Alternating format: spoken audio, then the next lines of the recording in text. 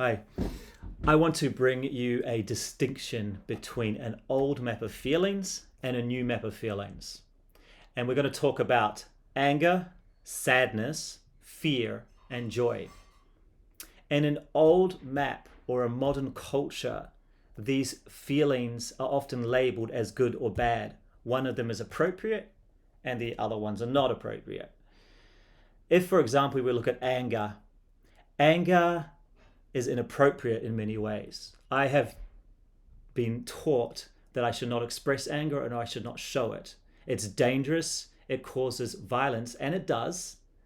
And yeah, it's inappropriate. While in a new map of feelings, anger, if used consciously and lovingly, can bring clarity, it can set boundaries, it can give you, direction on where you want to go in life. If I use my anger consciously and I say no to this culture of bullshit that's being created here, it changes things. It creates a different pathway in my life.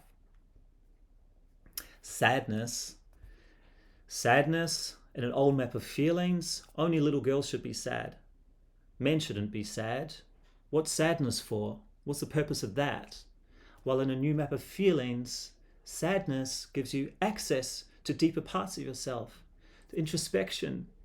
When I access my sadness, I feel more connected to myself.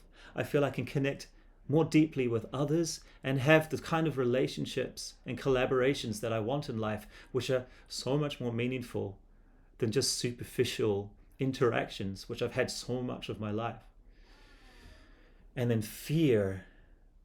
Today I was watching Star Trek, one of the newer seasons, and there was this overwhelming message. It wasn't overwhelming, it was direct. Cadets, don't ever show fear. Don't be afraid. And it kind of broke my heart that that's the message that's being sent through.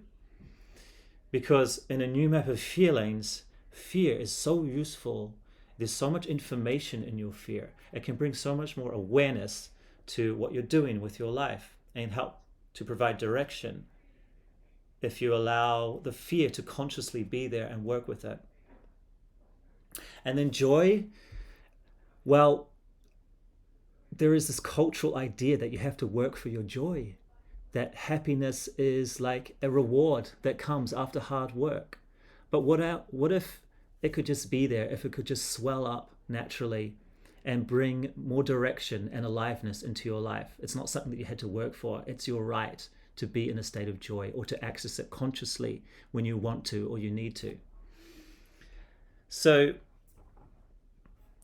with this idea and this distinction that there are these feelings that have been passed on to us and have been very much embedded in our survival mechanisms, and there are ways to work with them which are more conscious, I invite you to experiment with this. Pick one of them, either fear, sadness, anger, or joy, and experiment during the week.